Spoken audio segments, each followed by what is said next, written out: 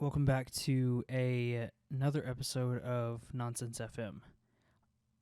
Um, Today I lost my grandfather. I'm sorry. I know that's a shitty way to start a podcast episode. I'm not going to dwell on it because I don't think that he would have wanted that. But I want to say a little something about it, and I want to dedicate this episode to him. He was 88 years old. He'd been in the hospital for about a month, fighting for his fucking life, and he sure as hell fought. He kept hanging on, and a couple of times doctors said that that was it, and he came back, and he kept on fighting. But today he couldn't keep fighting anymore. So, man, this is a shitty way to start a podcast episode. But yeah, that's a little bit. I can't even think right now. Basically, what I'm trying to say is, shout out to you, Grandpa. I love you, and I miss you already. And I hope you're not in pain anymore. So I'm not gonna dwell on it too much. Like I said, I don't think that that's what he wanted. So I raise this glass to you, and I'm sorry that you never get to drink that bottle of wine that I brought to you. But from what I know about where you're going, there's a guy up there. You just take him some water and you'll be all right. He's got all the wine that you could ever want. So, cheers to you, Grandpa. I love you. Unfortunately, I don't have a bottle of wine to open up and to truly commemorate him and remember him. So this glass of whiskey is going to have to do. But we're going to move on from that, and we're going to get into some other stuff that I wrote down that I wanted to talk about, but I just wanted to kind of start there, get that out of the way, clear the air. And yeah, this episode goes out to him. So I love you. But I want to talk about something else that I it's not the first time that I've encountered this or dealt with it, but it kind of still blows my mind that there's people out there like this that still exist. And that's entitled-ass fucking people that believe that everything in the world is owed to them. Right, and I experienced this in a couple of different ways over the past couple of days since I recorded. By the way, this podcast episode is going to be a day late. It's like, what time is it? It's like 9:30. This episode's supposed to go out tomorrow. I'll get into why it's so late, why I'm recording in a minute. But yeah, this episode is going to be about a day late just because I don't feel like editing all of this down after I get done, because it's 9:30 now, and I always try to shoot for an hour, so it's going to be a little late by the time we get done recording everything. So this episode's going to be a day late. But I came across these entitled-ass people. And look, here's the thing. I've worked in like hospitality industry, restaurants and bars and all this other stuff. I know all about entitled-ass people, right? But I always just kind of chopped it up to they're just assholes, right? They're just being dicks, whatever. Maybe they're having a bad day. But I don't know. Something about the past couple of days has really kind of like shown me that there are these people out there, and they are this way for no reason. They have absolutely no reason to be as much of a dick as they are. And they still choose to act like that and to be that way. I came across this in particular over the past couple of days online. Reading through, like, seeing some videos and stuff like that on TikTok and YouTube and everything else.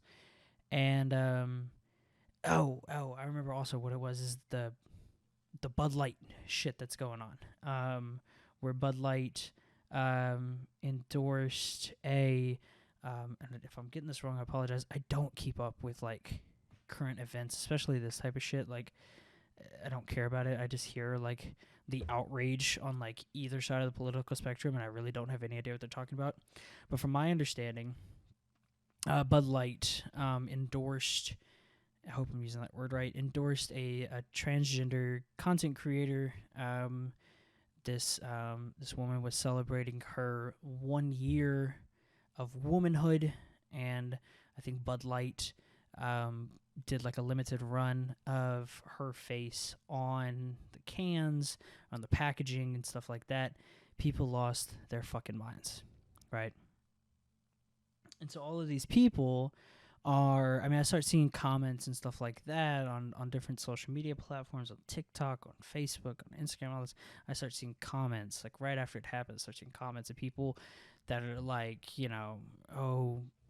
Anheuser-Busch, who owns Bud Light, Bud Light, Anheuser-Busch, go woke, go broke, that type of shit, and just keep going on and on and on, and, this is supposed to be America, and you're doing shit like this, and it's like, first of all, what about this isn't American? But that's besides the point. And then I started seeing all these videos of these people that are like taking their already purchased cans and bottles and everything else, packs of Bud Light, and destroying them, throwing them on the ground, pouring them out, running them over with their trucks, shooting them, which I think Kid Rock did. He just like unloaded a magazine into a pack of Bud Light and all this other stuff, and of course, you have people on both sides that are like, yeah, fuck Bud Light, go woke, go broke. I keep hearing that term just kept being said, go woke, go broke.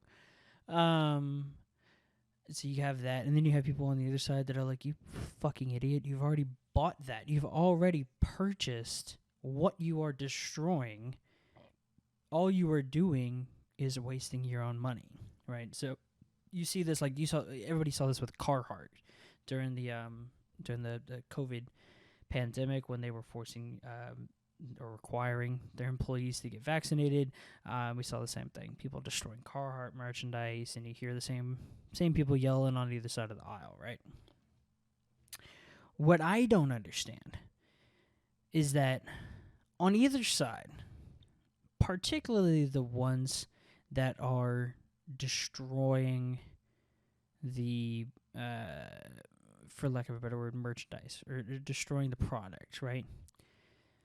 Why do you think that your opinion matters enough to sway the decision of a insanely huge corporation? But not only that, but in the process of doing so, you are voicing your opinion while destroying product that you have already purchased from that same corporation. Right, and I saw this too. This guy did the same thing with Jack Daniel's whiskey. I think this is a little bit older video, but there was something that Jack Daniel's was advertised something about drag queens. I don't remember exactly what it was, but they advertised something about drag queens. And this guy is throwing out, hundreds and hundreds of dollars worth of Jack Daniel's whiskey of all different kinds. And he had like some Jack Daniel's glassware. He threw all that out. He threw out these signs. He was apparently a big Jack fan. And then decided just to throw it all out and make a TikTok video about it. And I guess that's where I just kind of get confused. Like, why do you think that your opinion matters enough to where you can destroy products that you have already purchased and think that that is somehow going to sway the decision of a corporation? Now, on the flip side of that, because I like to try to stay pretty neutral. On the flip side of that, all of the people responding to the people destroying products they've already purchased, the people on the other side of the aisle that are responding to it, why do you think that your opinion matters enough to influence the decision of this person who's doing a, God, not even gonna something pretty stupid. But I see people sitting there arguing in the comments back and forth and talking about blood. Can't even remember what they're saying, but just going back and forth, arguing. And I'm like, why the fuck do either of you think that your opinion matters enough that you need to voice it for the entire world to hear? Right? Now, let's be honest, a lot of times people in the comment section have some pretty shit takes, right? They be saying some dumb shit. But you see this all the time, and people who, I see it a lot on TikTok where, there's a musician or something like that that's playing a song. You hear somebody make a comment like, oh, you would sound a lot better if you did this. Like, who the fuck are you? First of all, and not like a constructive criticism, like, hey, I think if you dropped down the falsetto and did this and blah blah blah, it's like, I have a musician that I listen to. His name is Liam St. John. He's a blues musician, and his kind of signature thing is that his kind of voice does this cool cracking thing whenever he goes to hit a note. It's kind of like the old school country, back in the 50s and 60s, they called it moaning the blues. Right, it's kind of like that where the voice cracks a little bit, or he does this really cool weird yell scream thing sometimes in his lungs, just a fucking burst of energy, and his voice cracks in it. And I saw somebody comment, they were like, "All right, cool. Now could you do it again without the voice crack?" Like, bro, who the fuck are you?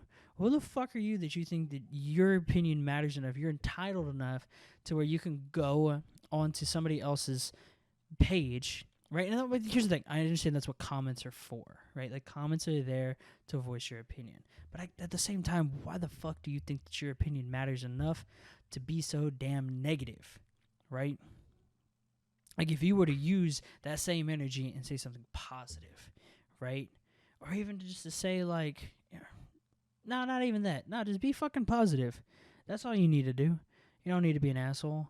Or I see comments on people on girls, and this one always, I'm gonna sound like a fucking white knight here for a second, but this one always kind of pisses me off because I can just see through the shroud of masculinity behind it is insecurity.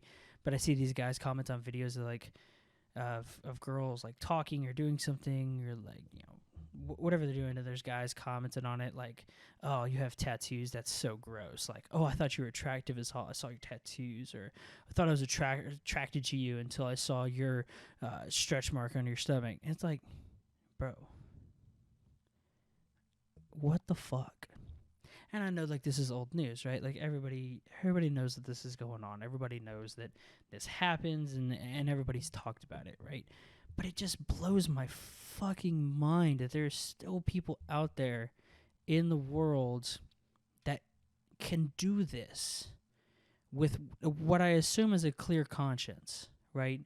They can do this and sleep soundly at night. Now, here's the thing. They might not sleep soundly because of other aspects of their life, their own insecurities and everything else, but at least for what they're doing to these people, they don't give a fuck about. And I just don't get it. And I come across these people online. I come across them in real life. Like I said, I've dealt with people in the hospitality industry for years. And here's the thing. People just fucking suck sometimes. Right? But the fact that there are still people out there that exist, and they are rampant. They are thriving. Nobody is stopping them. I say nobody, I could very easily do something, but at the same time, and I'm sure this is the case with a lot of people, sometimes, you don't have the energy to sit there and, because I've gotten into some internet arguments with some people before, and, they were saying some just outlandish shit, and I tried to, bring them back down to reality a little bit, and, but that's the thing, is that they're so far outside the scope of reality that they can't be brought back. They don't. I think there's actually people out there who don't really realize or don't, either don't realize or don't care that what they're doing is very hurtful and morally wrong. Um, it baffles me. I ran across one of these gentlemen the other day on Easter Sunday, no else. On the day that he is risen and we are supposed to be joyful and, when all this shit and a bunny came and gave us eggs, like it's supposed to be a great day, right? The place that I work at, I'm normally doing stuff behind the scenes, doing marketing and all this other stuff. But on days when we are short-staffed and we are busy, sometimes your boy has to go back to his roots and wait tables, right? It's just part of the job. So one of the first tables this is Easter Sunday. We're doing brunch on Easter Sunday, right after church. People are getting here. They're supposed to be filled with the Holy Spirit, the love of God and Jesus Christ flowing through them. One of the first tables that I get is two older couples. And by old, I mean these motherfuckers were about 3 days older than Jesus, and they were looking a little rough. As my mom used to say, what she used to say, 6 days older than Jesus and 3 days older than dirt. They was old. They got some mimosas. They was partying. 3 out of the 4, like I said, 2 older couples, 3 out of the 4 got mimosas. One gentleman asks me for a coffee. Absolutely. So I go, I get his coffee going, bring the rest of the group their mimosas. The reason I did this because I had to brew the coffee because we don't do like a pot, which we should have done, realizing how many people were there and how many wanted coffee. We should have just brewed a lot, but we have like an espresso machine and we do it each one, to order, which is a great way to do it. It keeps everything fresh. But yeah, he asked me for a coffee, so bring him his coffee. He says, I need sugar. Okay.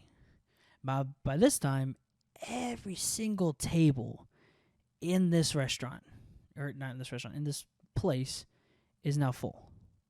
Every single table has somebody at it, and pretty much every seat is taken. And we're like 2 or 3 staff members short between servers, kitchen staff, your support staff, like bussing tables, washing dishes and shit. And so I've got other people that I'm trying to take care of, right? In addition to this, we don't have a host. So I'm also trying to show people to their tables where they made reservations and so on and so forth, all this other bullshit. So he asked me, I need some sugar. Okay. So I go, get him some sugar packets, put it real nice into a little bowl for him. Take it over there to him, set it down. I said, if y'all give me just a second, I'll be right back. I go to another table. I go greet somebody. I'm doing all this. I go back over to the table. I said, how we doing over here? This guy, keep in mind, has still not taken his sunglasses off the entire time. Still has his sunglasses on. Granted, I think they may have been prescription. So maybe his regular glasses he left in the car or left at home, so he still had them on. But regardless, he looked like a douchebag. And I can say that because what I'm about to tell you next confirms that he is, in fact, a douchebag. So I go back over to the table. And it wasn't even like sunny out, right? It wasn't like it was bright. It wasn't like he was facing a window. It was like overcast that day. So fuck him. And I'll tell you why. He's got his coffee. I go back over to the table. How we doing? He looks me dead in the face and says, you can either bring me a spoon or you can take this back. Points to his coffee. He looks me, another grown man, in the face and says, you can either bring me a spoon or you can take this back. Now keep in mind, the motherfucker had a fucking fork and a knife sitting in front of him. He'd already unrolled his silverware, had a fork and a knife sitting right there. Now, here's the thing. I understand, a spoon, stirring some sugar into some coffee, probably going to be the best tool for the job. But in the event that such a utensil is not within reach, I'd imagine that in your 106-year-old fucking, or 106 years in this fucking earth, you'd have figured out how to be a little bit more resourceful, right? You got a fork, you got a knife. Guess what? As soon as you put the sugar in the coffee, that shit's gonna dissolve anyways. So you're gonna be fine. But whatever, I say, because this is a nicer establishment, right? And the options on the menu are not exactly a McDonald's prices. So I wanted to be as accommodating as I possibly could. And because I felt as if in the moment that was easier than trying to argue with him when I had 15 other tables waiting on me for some shit. I said, yes, sir, I apologize. I'll be right back. So I step away.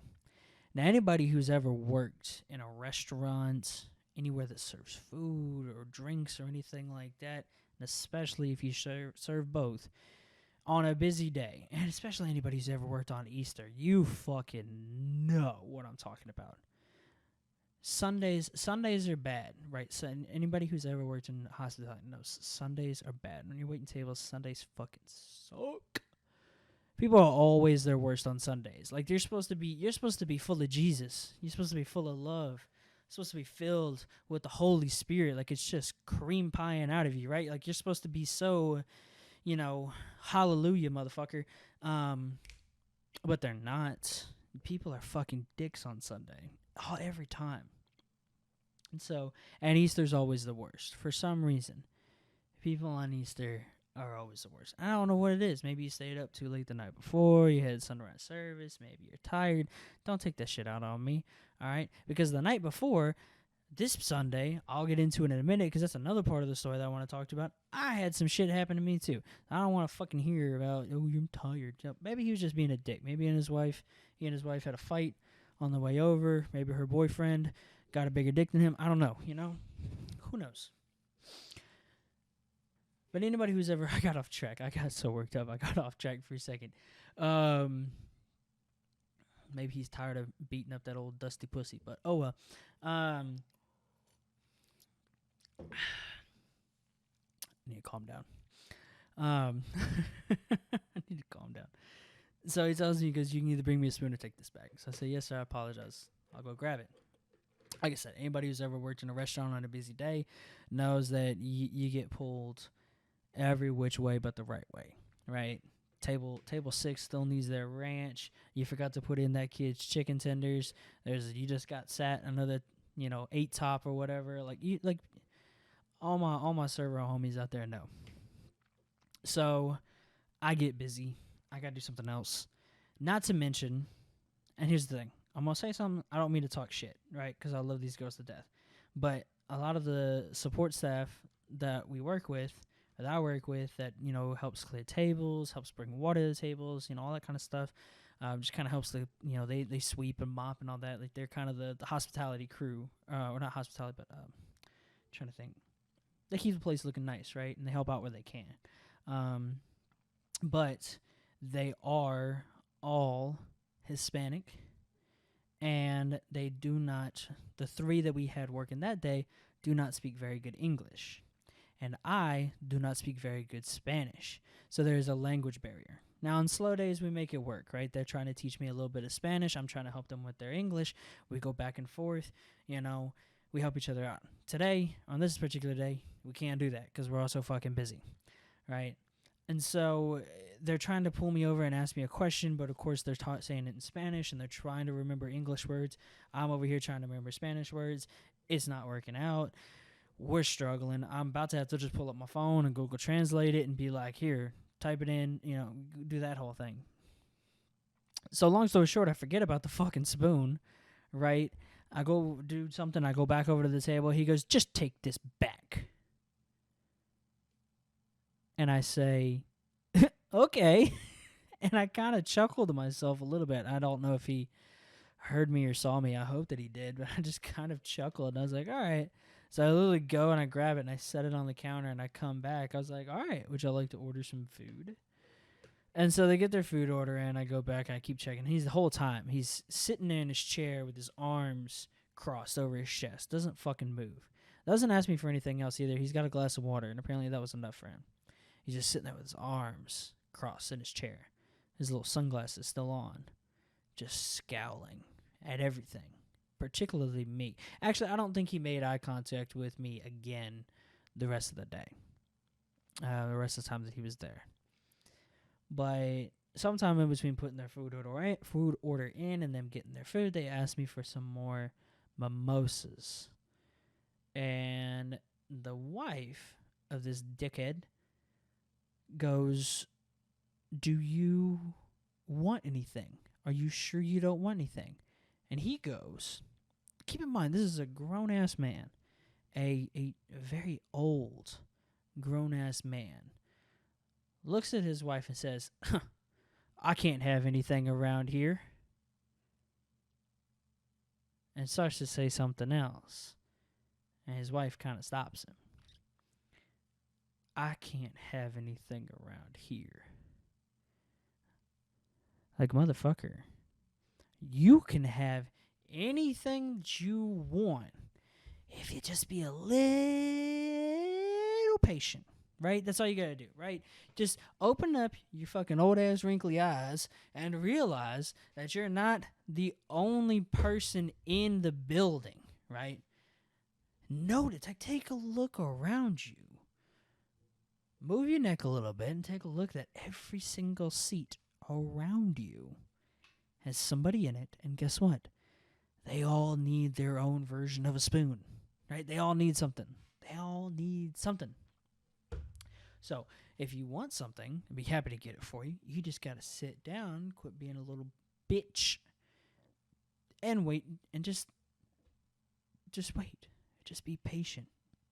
And I think that's what kind of threw me off the most, was that if he was really that upset, really wanting that coffee, like I said, he had a fork, he had a knife there, and he could have made do, right? He could have figured out a fucking way to get that sugar into that cup of coffee. But he didn't want to do that. He just wanted to be an asshole.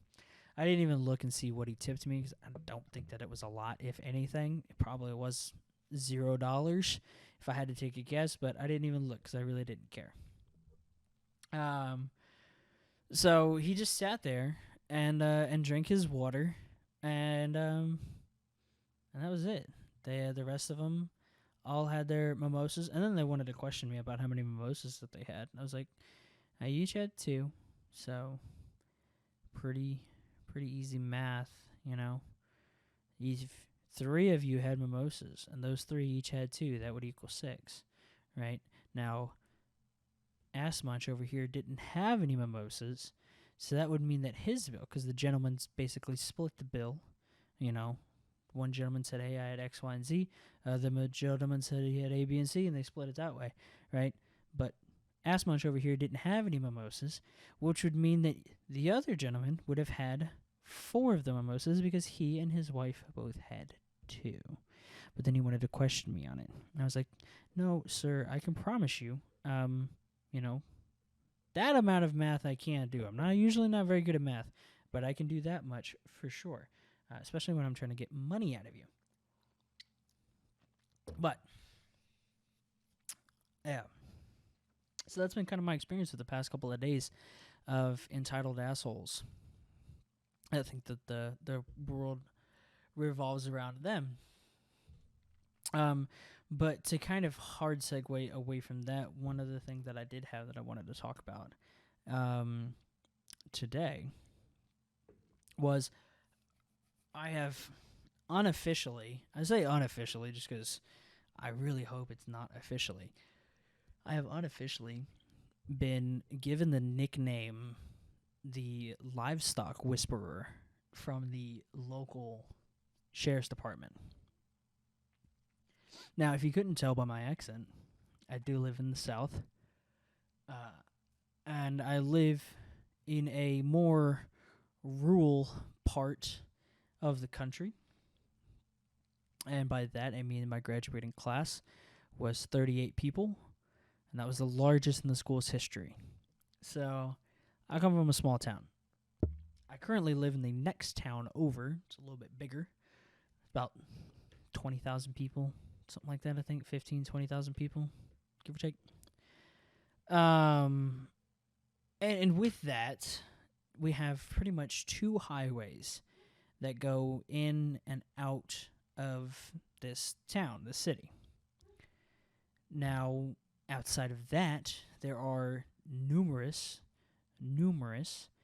what are called FM roads, or farm to market roads, which are basically what they sound like. They are roads that lead from the more rural part of the outskirts of town, all the farms and everything else, into town, which is where all the markets are. So, farm to market road, 1, 2, 3, whatever. FM 1, 2, 3. And most of these FM roads are 2 lanes, one going one way, one going the other. Yellow line in between them. And there's lots of hills, there's lots of curves, that type of thing. And now also with this being that, these are farm to market roads, majority of these farms out here have some sort of livestock on them. Cows, horses, maybe some smaller stuff, but we see cows and horses a lot. I see a lot of cows. And now with that, this is where the story gets a little bit more interesting, I guess. With that, sometimes these livestock find a hole or a low part in the fence and manage to get out onto these farm-to-market roads. Now, to anybody out there that is a avid animal lover, this is the point in the podcast that you should just turn it off. I appreciate you being here. We'll see you next time. Right. But if anybody else that's interested, these animals from time to time will get out onto the road. And with that, sometimes the animals get hit. Now, proper protocol, if you are to see an animal on the side of the road or in the road, you are to try your best, if you are safely able to, help get the animal out of the road, if they're in it, get them out of the road, and immediately notify authorities. Call 911. And most likely, for the most part, they will send out a sheriff's deputy that can put on the reds and blues and try and get the animal safely back across to the fence, or at least contained until the owner can come, something like that. Sometimes that doesn't happen, especially at night. You see some accidents, right? It's dark, coming over a hill, coming around a curve. There's a cow or something in the middle of the road. You see this all the time with deer and stuff like that too. But it's never pretty, because as much damage as you think that a deer will do to a car, a cow or a horse will do a lot more. Much bigger animals. And so I kind of grew up with this because, like I said, I grew up in this area. And so you grow up with this. You see cows out a lot. And, if you're able to, try and stop and get the cow at least out of the road.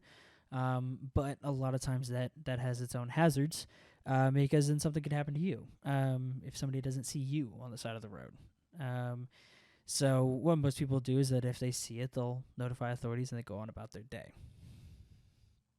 Now, I mentioned earlier that perhaps the asshole in the previous story had something happen, and that's maybe why he was being an asshole. However, I had a little bit of shit happen to me the night before, and I had every right to kind of be an asshole, but I try my best not to be.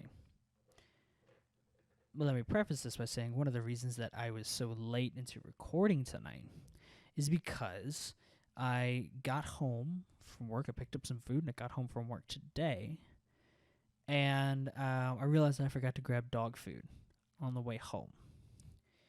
So I have to go back into the city, because I live down one of these farm-to-market roads outside of the city. I have to go back into the city and go get some dog food. Now, in the process of doing this, it's about 7:30 or so. Sun's still out a good amount. And I see 3 cows on the side of the road in the ditch.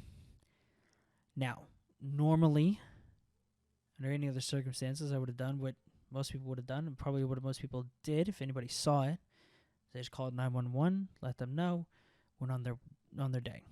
But seeing animals on the side of the road is now apparently a traumatic event for me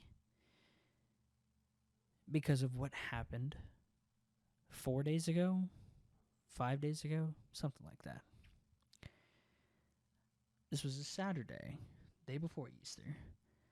I had gotten off work and I went and met my girlfriend and some of her extended family, like way down the line that she had ran into doing something.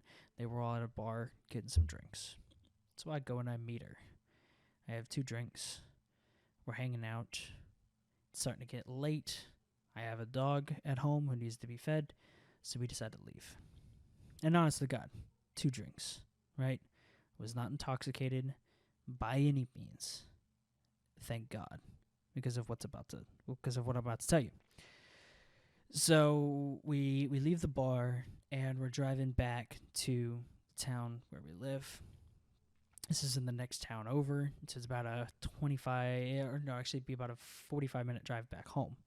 Because there's this really cool bar over there. It's about a 45-minute drive back home, give or take. Maybe more than that, but 45 minutes we'll say. And as we're driving, it's nighttime. It's about just before 9 o'clock at night, driving. And I see something in the road up ahead of me. Now keep in mind, this is one of those FM roads I was talking about. It's 1 lane going one way, 1 going the other. 2-lane road. There's something up ahead of me, and right smack dab in the middle of the yellow lines. And at first I'm thinking, is that a person that is walking in the middle of the road in almost pitch black darkness? I mean, it's dark as fuck out. It was overcast. Like, there was no moon. Like, it was dark as fuck. It's like, is this a person walking in the road? And as I pass by, I look at my girlfriend and I say, was that a fucking horse in the road? So I immediately hit my brakes and I turn around. Because this horse is in the middle of the road and it's kind of at the top of a hill. Right? So it's in a weird spot. You can't really see it. I barely missed it. I moved over just because I thought it was a person or something like that. I was almost in the ditch on the side of the road to move over and realize it was a horse. And my first thought, me and my girlfriend's first thought was, oh fuck, somebody's going to hit this horse. It's dark. It's a dark colored horse, which we found out it was a black horse. And it's dark, and it's kind of in a weird spot on a hill. I was like, somebody's going to hit this horse, because I almost hit it, and I was paying attention. So I hit the brakes, and I turn around, and I'm trying to get closer to the horse. I put my hazards on, and my first thought is, if nobody's coming, maybe I can just try and like spook this horse a little bit and try to just get it out of the road onto maybe the ditch or something like that, and just try and keep him there until cops come. So my girlfriend already had her phone out. She was pretty much in the process of dialing 911 to try and get them to send somebody out to help. And so I'm getting close to the horse, and I see headlights coming the opposite way towards us.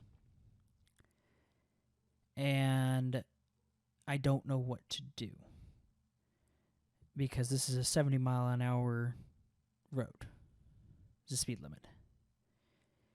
And they're doing, I'd venture to say, at least 75. And so I have my hazards on, and my first instinct is to try and flash my bright lights at them. I don't know why I thought honking my horn would work, but I just kind of panicked, and I did that. So I'm flashing my brights, I'm honking my horn. This car comes, and they miss this horse by maybe inches. Maybe. They were practically all the way in the ditch because the horse had started to turn into that lane of the road. I'm assuming going back to, which I've later found out that looked like it was trying to go back to its home. I'm guessing it got out, got scared, and was trying to go back to where it, on the other side of the fence where it came from. And this car misses it by inches. The car behind them was not so lucky. Um, I'm gonna spare you the more gruesome details because it was bad. But that image, because as they were coming, the first car's coming, and I don't even think I had gotten the car in park yet. And I'm like in the process of getting the car in park and opening up my door. My car's still halfway into the road on my side of I'm in my lane. And I'm still in the process of putting the car in park and opening up my door when the second car comes. And it hits the horse. So I witnessed this. My girlfriend remembers all of the sounds, and I remember all of the visuals. We can't really remember everything else. Like her visuals for her are like really kind of blurry and like faded. Mine, the sounds are all faded, but like the visuals, I could damn near paint you a fucking picture. And so I throw my door open and I yelled at my girlfriend. I was like, fuck, call 911, call 911 right now. I go sprinting across the road, knowing full well there's more cars coming on both sides. I go sprinting across the road. The car had barely even stopped moving. And I get to the car, and I hear somebody in the car yelling, fuck. And so I'm assuming somebody's pretty badly hurt. And I run up to the window of the car, and I see the passenger getting out of the car. The driver is still in the driver's seat, and he's just frozen. And my first reaction is to, see if he's okay, see if I can help him get out of the car. I don't really want to touch him or move him because I've seen some, like, cop and medical shows, in case the neck's broken, you don't want to try to move him, blah, blah. I don't know what shape this guy's in, and I'm still freaking out myself. But I see cars coming either way. And this car is in the middle of the road, totaled. There is a unalive horse also in the middle of the road. My car is practically in the middle of the road. It's a total shit show. So my first reaction is to just stand in the middle of the road, waving my arms, and try to stop traffic on either side. I successfully managed to do that, thankfully. I get a couple of cars to stop on either side. Everybody's putting their lights on and everything else. And by the time I get done with that, I turn around. My girlfriend's talking to 911. The dispatcher's asking questions. My girlfriend's like, I don't know.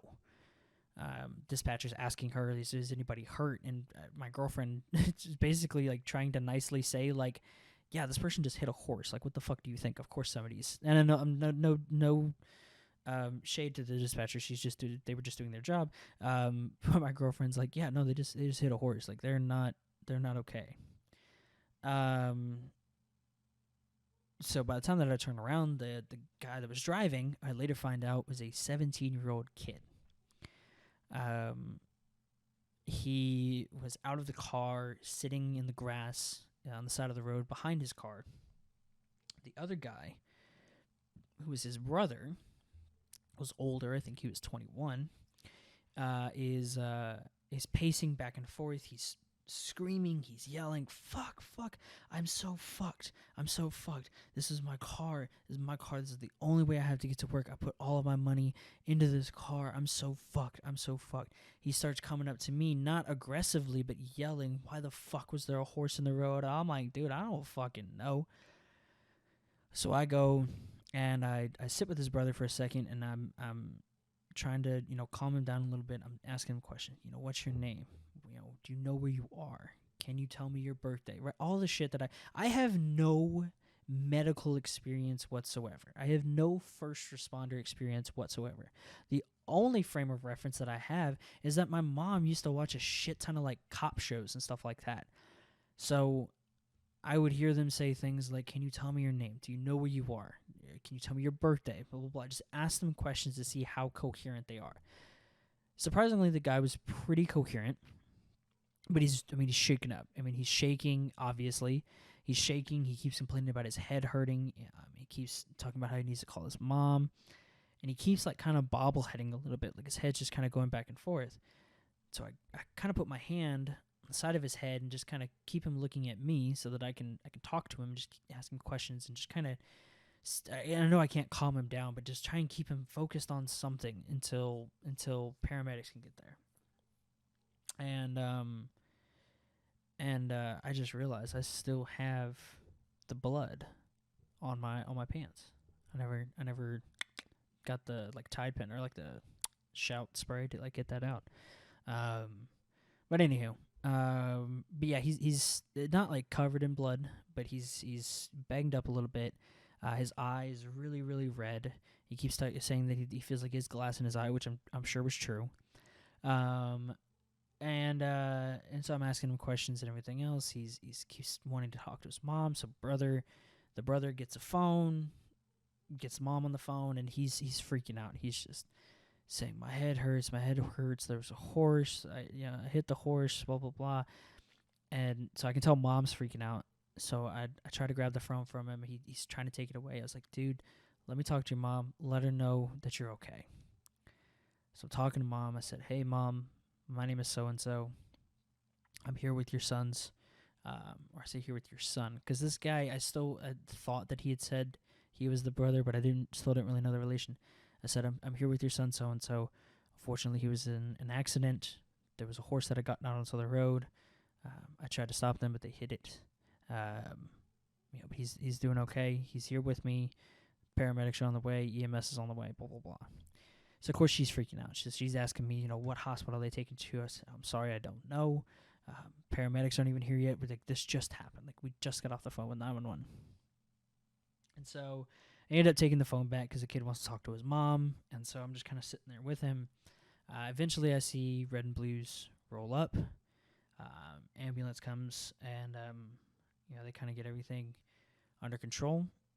And they get the kid loaded up into the ambulance, and they take him to nearest hospital.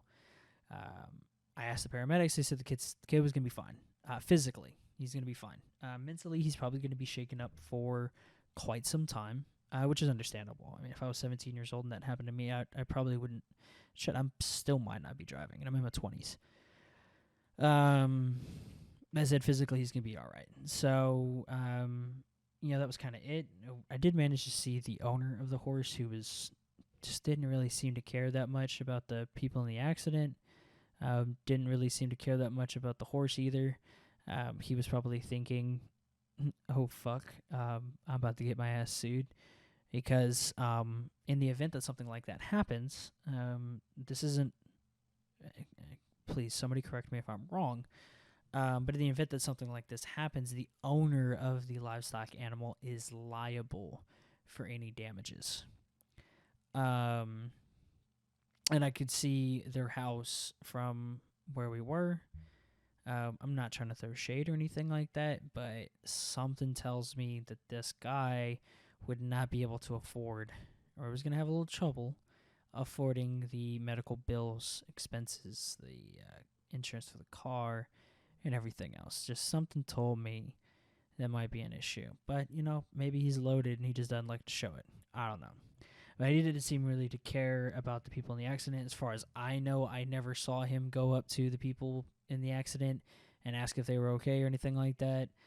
He didn't really seem too bothered about the horse. So we were on site for that for about hour to an hour and a half. The only reason we stayed that long was, I wanted to make sure that the kid was okay. But even after that, we stayed just because we were the ones that called 911, and I witnessed everything with my own two eyes. I mean, this happened less than probably 20 yards from me, less than 30 feet from me. Maybe a little more than 30 feet, but...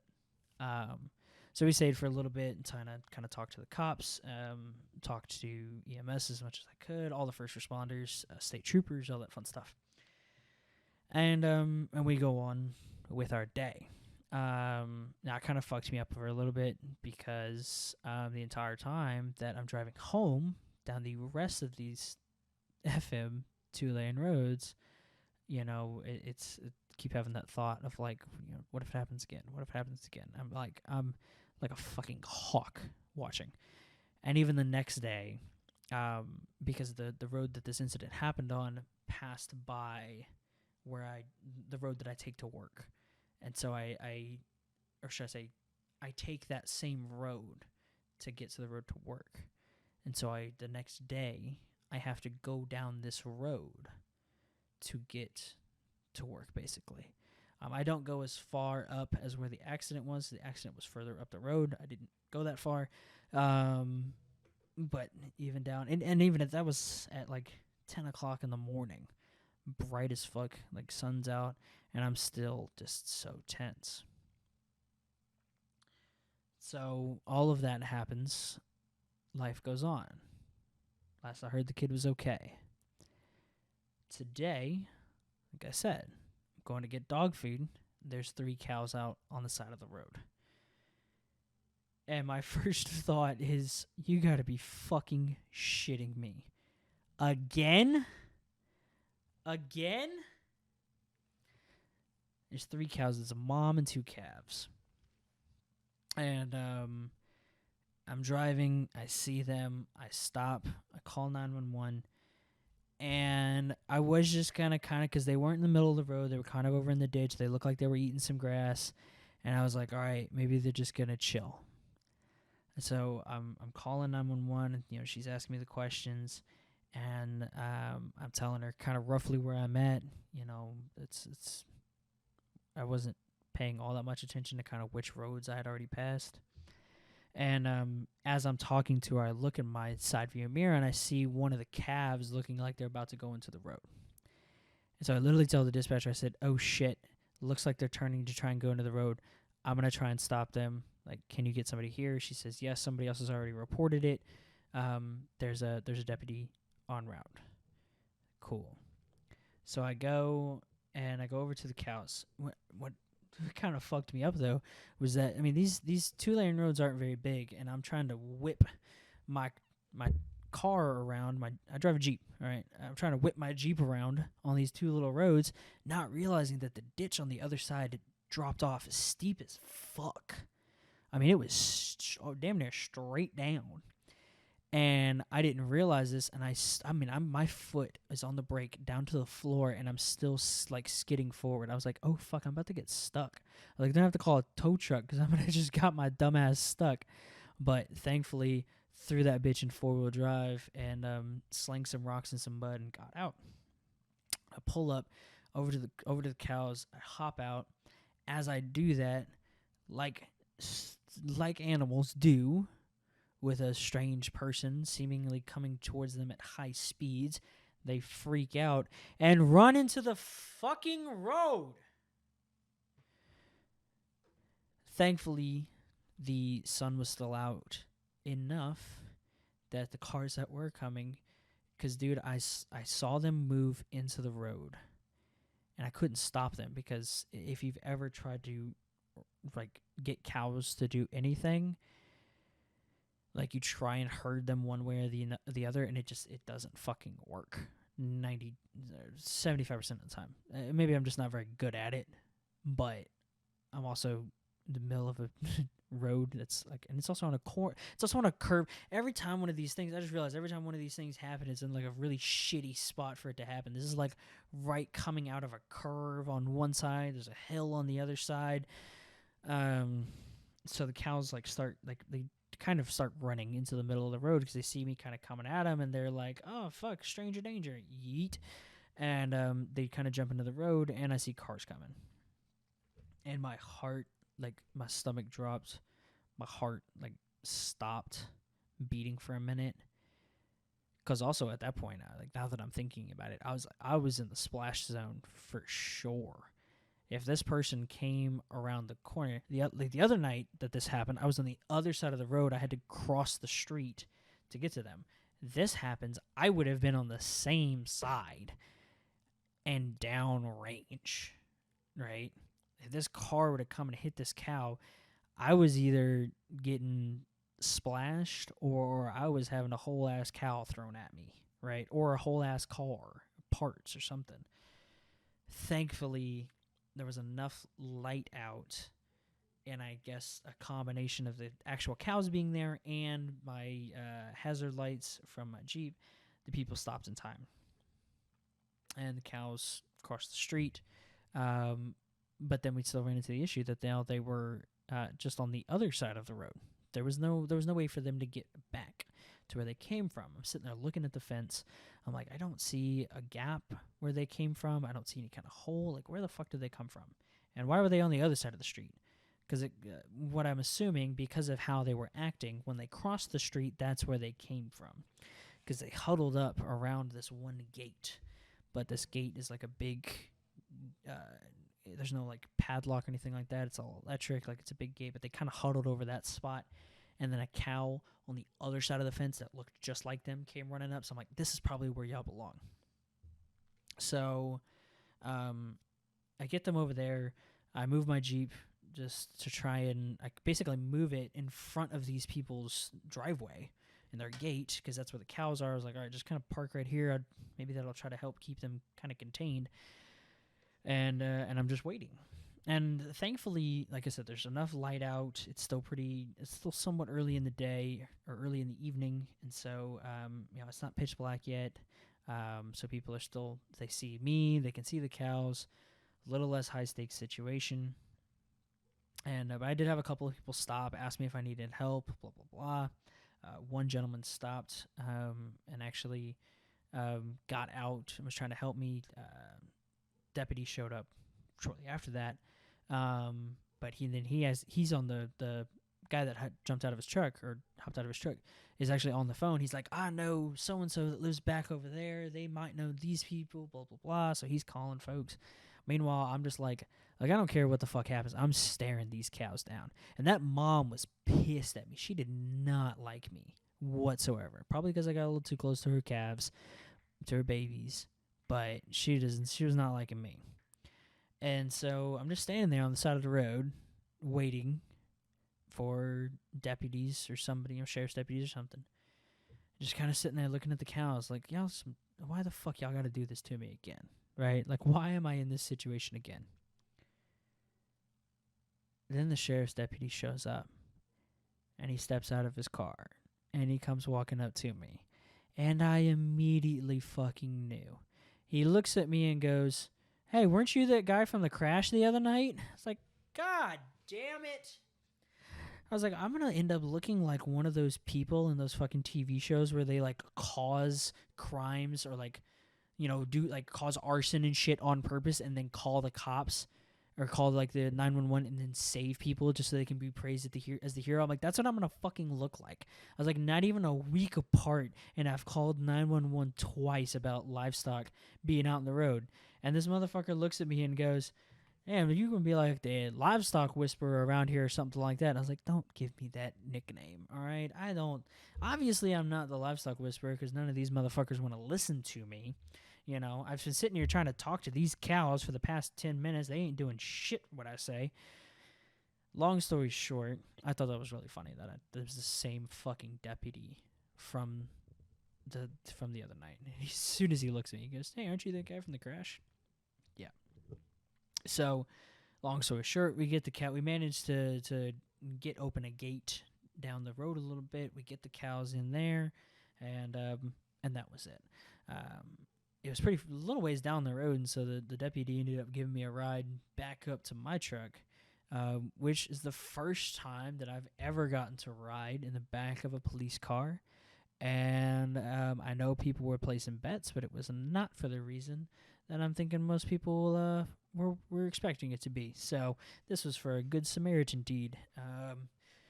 So also I guess I knew, but it didn't really click, and I kind of forgot that police vehicle seats in the back are plastic, like hard plastic, which I guess makes sense. Like, you're picking up somebody drunk as fuck, they're throwing up all over the place. You want to be able to rinse that shit out real easy. But what's also interesting is that they don't have door handles, any sort of door handle on the inside. There's not even like a handhold, like, or pocket, like a door pocket or anything like that. Like, nothing to grab onto. And so I hop in the back and I'm trying to like shut the door and I'm like, oh, there's nothing to grab. So I'm like having to grab like the outside of the door and like get like enough like pulling force on it and then like pull my hand in real quick so it doesn't get shut. So yeah, that's kind of you know, kind of how my week's been going. I feel like this isn't even like a podcast anymore. This is just a fucking diary for me. But at the end of the day, I hope that it was somewhat entertaining and enjoyable. Sorry for the kind of more somber and sad start, but we got there. I think we got around to the entertaining and the possibly some funny. I think we found it in there a little bit, especially when it came to the guy about the fucking spoon. I couldn't help but just laugh at that after the fact. Like after it all happened, I couldn't help but just laugh. So, but we've officially hit the hour mark, and I've gone through all the notes on my phone that I wanted to talk about. And yeah, I'm officially the Livestock Whisperer of the county. So, with that being said, I hope that you enjoyed this episode. If you did, please feel free to let me know. Let me know what kind of content that you want to see. I can keep sitting here talking for an hour plus, but if there's anything in particular that you want to see or hear me do or anything like that, let me know, and we'll look into it. But in the meantime, thank you very much. We'll catch you in the next one. Peace.